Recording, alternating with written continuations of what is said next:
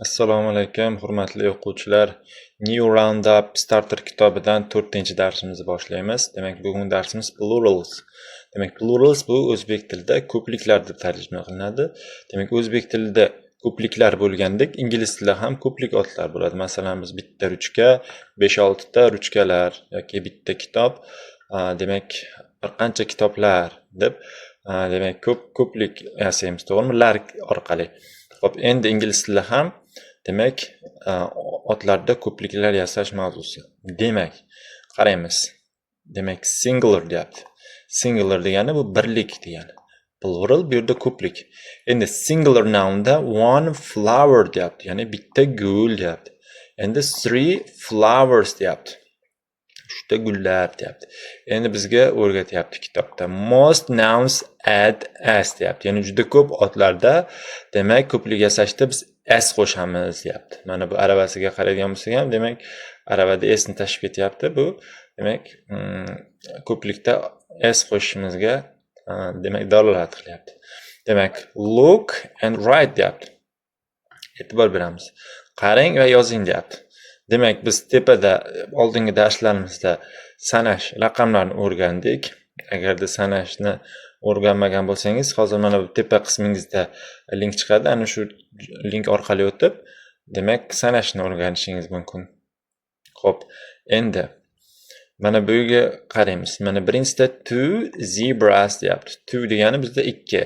Demak, ikkita zebra turibdi. 1, 2. Demak, zebra degani zebra degani va mana bu s bo'lmaydi. Qachon? Bitta bo'lsa.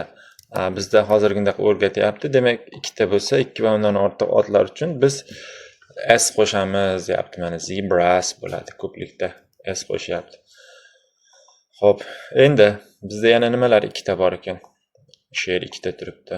Demak, two deymizda, demak, two deb turib, endi she'r yozamiz. She'r line bo'ladi. Line. Endi s qo'shib qo'yamiz unga, lines qilib. Xo'p, endi yana nimalar bor ekan? Qurbaqa bitta qurbaqa, ikkita qurbaqa. Xo'p, fillar ham ikkita ekan, ilon ikkita turibdi. Demak, mana shu yerga yozib qo'yamiz. Faqat s qo'shamiz bu yerda. Xo'p, endi keyingisi. Xo'p, bu yerda singular, plural deyapti, ya'ni birlik, ko'plik. Aytib, nouns that ends in s, double s, sh, ch, x, o or o adds s deyapti, es deyapti. Bu nima degani? Agar bizning otlarimiz s ga, ikkita s, ya'ni double s ga, sh ga yoki ch ga, x ga, o ga shu harflar bilan tugab qolsa, biz uni ko'pligini yasash uchun yuqoridagidek s emas, mana bu yerda ko'rdik, s emas. Endi bu yerda nima qo'yar ekanmiz? es qo'shar ekanmiz. Endi mana bu ikkita tez yordam xodimlari es tashib ketyapti. Demak, add es qo'shar ekanmiz. Qachon? Mana bu harflar bilan tugab qolgan otlar bilan. Mana shu harflarga tugasa, biz demak, es qo'shar ekanmiz. Mana qaraymiz, watch deyapti, qo'l soati degani watch. Qarasak, ch bilan tugayapti. Ya'ni o'zbek tilida ch harfi bilan tugayapti. Inglizlarda ch harfi yo'q, shuning uchun biz ch deymiz. Ikkita harfni bir qilib. Mana bu yerda ch ham turibdi, e'tibor bersangiz. Ch deydi, demak, ko'pligini yasashda es qo'shar ekanmiz. Watch emas, watches bo'lib qolyapti, ko'rdinglar-a? Xo'p, glass deyapti. Glass degani stakan degani. Stakan bo'lsa, ikkita s bilan tugayapti, double s bilan. Ikkita s bilan tugab qolsa, mana bizda nima deyapti? Ikkita s bilan tugab qolsa, ko'pligini yasashda es qo'shing deyapti. Glasses ko'pligini yasashda oldiga es qo'shib qo'yamiz. Mana bu yerga yozib qo'yamiz.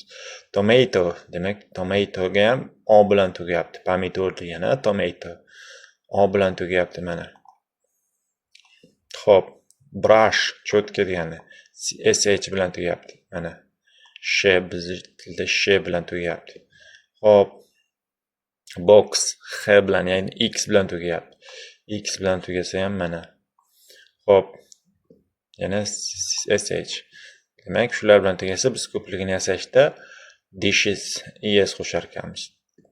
Tushundinglar deb o'ylayman. Demak, keyingi qoidamiz. Demak, nouns that end in consonant plus y, drop y and add ies. Bu yerda aytyapti, agar otimiz, ingliz tilidagi otimiz consonant plus y bilan tugab qolsa, ya'ni nima degani? Oxirgi harfi y bo'lsin, deyapti. Y bo'lsin. Y harfidan oldingi harf undosh bo'lsin, deyapti. Undosh va undoshdan keyingi harf y bo'lsa, mana shu qoidaga asoslansa, deyapti. Ya'ni undosh, undan keyin y harfi, ya'ni y. Yoki undan ham soddaroq qilib, oxirgi harfi y bilan tugasin, ya'ni y harfi bilan tugasin. Va undan bitta oldingi harfimiz consonant bo'lsin, deyapti. Undosh bo'lsin, deyapti. Shu holatda nima qilar ekanmiz? Drop y, ya'ni y ni tushirib qoldirar ekanmizda, ies qo'shib qo'yar ekanmiz ko'plik yasashda. Masalan, one baby deyapti. Ya'ni bitta chaqaloq deyapti. One bir degani, baby chaqaloq degani. Endi uni ikkita chaqaloq bo'lsa-chi, mana bu yerga qaraymiz endi. Ikkita chaqaloq bo'lsa-chi, tudirkamizda hozirgi qoidamizga asosan babies, ya'ni y ni tushirib qoldiryapti. Qaraymiz, mana bu y bilan tugayapti, to'g'rimi? Y tugayapti. Y dan bitta oldingi harf bizda undosh, ya'ni b harfi bizda undosh harf hisoblanadi. Y dan oldingi harf undosh bo'lsa va y bilan tugasa, demak y ni tushirib qoldirib, unga ies qo'shib qo'ying deyapti. Mana ies qo'shilyapti. Babies bo'lib qolyapti. Ya'ni ikkita chaqaloqlar bo'lib qolyapti. Xo'p. Lekin mana bu yerda ammo deyapti. But degani ammo degani. Lekin biroq degani. Nouns that end in a vowel, mana a, e, o, u ga tugab qolsa, ya'ni otimiz unli ga tugab qolsa va undan keyin y harfi keladigan bo'lsa, biz shunchaki s qo'shar ekanmiz. Ya'ni s bilan tugar ekan va s dan oldingi harf unli bo'lsa, deyapti. Unli bilan tugaydigan bo'lsa, demak biz shunchaki ies emas, s ni o'zini qo'shar ekanmiz. Masalan, one toy. Toy degani o'yinchoq degani. Demak, toy y bilan tugayapti, mana to'g'risi. Y dan oldingi harf qani? Qaytinglarchi. Juda ham to'g'ri, unli. Unli bo'lganligi uchun unli plus y bilan tugagan otlar uchun biz shunchaki s qo'shib qo'yar ekanmiz, toys qilib. Masalan, boy degani bor bizda. Boy degani bola degani, bitta bola degani. One boy. Bitta bola. Endi ikkita bolalar demoqchi bo'lsak nima qilamiz? Two, ya'ni y bilan tugayapti, y dan oldingi harf unlik. Shuning uchun nima qilamiz? Ikkita bo'lsa boys bo'lib qoladi. Boys. Tushundinglar deb o'ylayman. Xo'p, endi find the plurals of the verbs below in the puzzle. Demak, bosh qotirmadagi demak so'zlarni ko'pligini toping deyapti. Mana bu yerda tufaqlarni ishirib, ustiga birlik otlarni yozib qo'ygan. Biz mana bu jadvaldan ko'pligini topishimiz kerak ekan. E'tibor beringlar, ko'pligini. Shunchaki birligini topib qo'ymaymiz. Ko'pligini topamiz. Bu yerda birlik jadvalda plural form topamiz. Xo'p, bu jadvaldan topib qo'yasizlar. Xo'p. Keyin pronunciation, demak talaffuzga oid mashqlar ekan. Bu nima qilinadi? Demak bunda, demak we pronounce the ending of the plural form. Demak quyidagicha, demak talaffuz qilar ekanmiz ko'plikka o'girilganda. Demak s deb talaffuz qilar ekanmiz o'zbek tilida s ga oid. S qilib, ya'ni when the noun ends in an f, k, p, t or th sound. Ya'ni mana shu soundlar tugab qolsa, bular harf emas, sound, ya'ni talaffuzga shu harflar bilan talaffuz tugasa deyapti. Biz s deb talaffuz qilar ekanmiz. Masalan, chef, mana f ga tugayapti. Chef s qo'shilgan chefs deb talaffuz qilar ekan. Yoki parks, yoki shops, bath deb talaffuz qilar ekanmiz. Mana bu harflarga talaffuzlarga tugasa.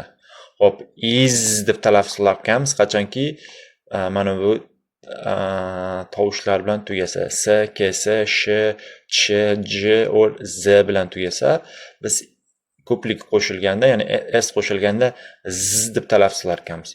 Buses, foxes, dishes, witches, bridges, roses deb talaffuz qilar ekanmiz. Hop, when the noun ends in all the other sounds, qolgan hamma tovushlarda biz z deb talaffuz qilar ekanmiz. Toys, lemons, flowers, bags qilib. Hop, endi 21-audioni eshitasizlar. Bu Telegram kanalimizda bor. Uni yana bir bor linkini tashlab qo'yaman. Demak, listen and tick, listen again and repeat deyapti. Demak, eshitib talaffuz demak qaytarar ekanmiz. Demak, qaysi harfga demak to'g'ri kelsa, yo s ga, yo z ga, yo iz ga to'g'ri keladi. Ana shuni eshitib, demak, qaysidir bitta boksga, demak, galchkalar qo'yib chiqamiz. Men buni taxminan qo'ydim. Demak, audioni eshitib, o'zingiz qo'yib olasiz. Xo'p, irregular plurals, demak, noto'g'ri ko'pliklar. Noto'g'ri ko'pliklar qanday bo'ladi degan savol tug'ilishi mumkin. Albatta, buni ham tushuntirib beraman. Xo'p, noto'g'ri ko'pliklar biz s qo'shishni o'rgandik, to'g'rimi? Ya'ni s qo'shishni o'rgandik. es qo'shishni ham o'rgandik. es qo'shishni ham o'rgandik, to'g'rimi? Endi irregular plural shunday narsa ekanki, biz na s, na es, na es qo'shish orqali yasar ekanmiz. Buni ko'pligi yasalganda o'zagi butkul o'zgarib ketar ekan. Shuning uchun biz ularni irregular plurals deymiz, ya'ni noto'g'ri ko'pliklar deymiz. Masalan, one man, two men bo'lar ekan. Bitta erkak, ikkita erkaklar talaffuzda farq qilyapti. Man, men. Hop, one woman, two women, ya'ni women emas, women deb talaffuz qilamiz bolalar. Eslardan chiqmasin. One woman, two women. One child, two children. Ya'ni child, children ga o'zgaryapti. Bitta bola, ikkita bolalar. Children ga o'zgaryapti. Irregular bo'lganligi uchun umuman o'zagi o'zgarib ketyapti. One person, bitta shaxs degani. Two people. Demak, person people ga o'zgaryapti. People degani odamlar degani. Two people, ikki nafar odamlar. Demak, one tooth degani bir dona tish degani. Mana rasmga qarasak bitta tish turibdi. Endi tuzimiz ko'plikka aylanganda teeth bo'lib qolar ekan. One tooth, two teeth bo'lib. Yoki one foot, two feet. E'tibor beringlar. Feet mana bu to'piq deydi. To'piqdan pastini feet deydi. Yoki foot birlik bo'lsa, demak bizda oyoq bor, son qismi. Sondan boshlab, demak oyog'imiz bor. Rasmi biroz o'xshamadi. Demak, mana shu sondan pastda oyog'imiz uchigacha, demak bizda leg bo'ladi. Lekin foot bizda to'piqdan past. Futbol bo'ladi-yu, mana shu futboldan ketgan so'z bo'ladi. Mana shu oyoq bilan o'ynaladigan to'p. Hop. One mouse, two mice. Bitta mouse sichqon bo'lsa mouse, ko'pgina bo'lsa, ikkita va undan ortiq bo'lsa mice bo'lar ekan. Hop, one fish, two fish. Demak, bitta bo'lsa ham, 10 ta bo'lsa ham fish bo'lar ekan. Demak, one sheep, two sheep. Demak, bitta bo'lsa ham sheep, 100 ta qo'y bo'lsa ham, 1000 ta qo'y bo'lsa ham sheep deb ekanmiz. Ya'ni bitta qo'y ham, 10 ta qo'ylar ham sheep deylar ekan bizda. Hop, count and write deyapti. Ya'ni sanang va yozing deyapti. Count sanamiz. Tishlarni nechta ekan? 1, 2. Demak, 2 deymizda, mana 2. Endi bu o'zi nima edi? Tuz edi. Endi tuzga qaraymiz. Tuz degani tish edi. Endi uni ko'pligiga o'tganda teeth bo'lib qolar ekan. Shuning uchun 2 teeth deb qo'yapti. Endi bularni ham sanaymiz. 1, 2, 3. 3 ta ekan. Demak, 3 ta deymizda. 3. Bu nima edi? Mouse edi. Mouse ko'pligida nima bo'ladi? Mice bo'ladi bolalar.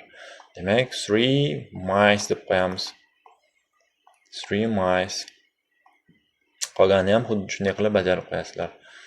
Xo'p, endi mana bu yerda jadval bor. Jadvalni yana bir pauza qilib, demak, yozib olasizlar. Demak, irregular plurals ko'plik, demak, qaysi nimaga o'zgarishi va uni tarjimalari, bir nechta qo'shimcha otlar bor. Demak, bu mana bu jadvalga hammasini kiritmagan irregular verbs bulardan sal ko'proq. Demak, uni keyingi qismlarda yana ham batafsilroq qilib tushuntirgan. Uni ko'rib chiqamiz birgalikda. Xo'p, mana shuni videoni to'xtatib, pauza qilib, demak, ko'chirib olib yodlab olasizlar. Xo'p. Endi progress check 2 ekan. Endi unit 3 tur bo'yicha, demak, mana bularni bajarib chiqamiz. Ya'ni match numbers to the words, ya'ni raqamlarni so'zlarga matching qilib chiqaramiz, ya'ni moslashtirib chiqaramiz. Bu yerda raqamlar berilgan, tepada pufakda sonlar yozilgan. Shuni nechidan ketishi, mana 6 yozilishi, bu 6 6 degan, shuning uchun 6 ga strelka qilib qo'yibdi. Demak, qolganlarni ham xuddi shunday qilib bajarasiz. Choose and circle deyapti. Demak, tanlab circle yumaloq qilib qo'yar ekanmiz. Masalan, birinchisida mana bitta raqam beryapti-da, 3 xil yozilishini beryapti. 3 xil yozilishini beryapti. 30 ingliz tilida 13 deyiladimi, 3 deyiladimi, 30 deyiladimi? Shuni so'rayapti. Demak, 30 bo'lgani uchun buni yumaloqqa circle, ya'ni doiraga olib qo'yapmiz. Demak, 40. 4, 14, 40. Demak, qaysi biri to'g'ri bo'lsa, demak doiraga olib qo'yasizlar. Qolgani ham xuddi shunday bajariladi. Match the words to the endings. Demak, ko'pligini yasaganda qaysi qo'shimcha qo'shilishiga qarab, demak guruhlarga ajratishimiz kerak ekan. Mana line deyapti. Line ko'pligiga nima qo'shiladi? S qo'shiladi. Lines. Shuning uchun bu jadvalga tushyapti. Demak, es ga tushadigan qaysi so'zlar bor bu yerda? Yoki ko'pligini yasaganda es qo'shiladiganini bu jadvalga yozasizlar. Demak, look at the pictures, rasmlarga qarang deyapti. Look at the letters deyapti. Harflarga qarang, write the words. Demak, sizlarda bo'lsa, birinchi bajargan mashqimizga ham o'xshar ekan. Harflarni betartib tashlagan, faqat bu yerda ko'pligi bilan yozar ekanmiz. Mana bu harflar aralashtirib tashlagan. Ikkita samolyot plane edi. Ko'pligini yasaganimiz uchun planes bo'lib qolyapti. Xo'p, bularni ham xuddi shunday qilib yozib bajarasizlar. Write the plurals. Ko'pligini yozar ekanmiz. Ko'pligi teparoqdagi jadvalda turibdi. Shuni yodlab turib, yoki mana bu jadvalni yodlab olib turib, bajarsizlar ham bo'ladi. Hop. Undan keyin listen and write and demak, bu audio, buni ham eshitib turib bajarasizlar. Ya'ni bu yerda ham audio ketadi. Misol uchun qaysi biriga mosini eshitib bajarasizlar. Xo'p, buni ham sonlarni ham yodlashimiz kerak. Har birini befoyda shunchaki bee'tibor qoldirmaymiz. Sababi har bir yozayotgan qo'shig'imiz biz uchun juda ham kelajakda juda ham kerakli bo'ladi. Demak, plurals mavzusi demak shu joyda nihoyasiga yetadi. Aslida bu plurals mavzusi juda ham katta mavzu. Uni bitta yoki ikkita darsda uni demak o'rganish qiyinroq, murakkabroq. Shuning uchun bizga bir nechta qismlarga bo'lib bergan. Hozircha shu yerda to'xtatamiz va kitobimizning keyingi qismlarida bundan ham chuqurroq, bundan ham batafsilroq qilib o'rganamiz. Xo'p, barchaga rahmat. Demak, videomiz yoqqan bo'lsa, video foydali bo'lgan bo'lsa, albatta like bosing. Kommentariyada video haqida, dars haqida savollaringizni qoldiringlar. Albatta men o'zim javob beraman. Kanalga obuna bo'linglar. Barchaga kattakon rahmat. Sog' bo'ling.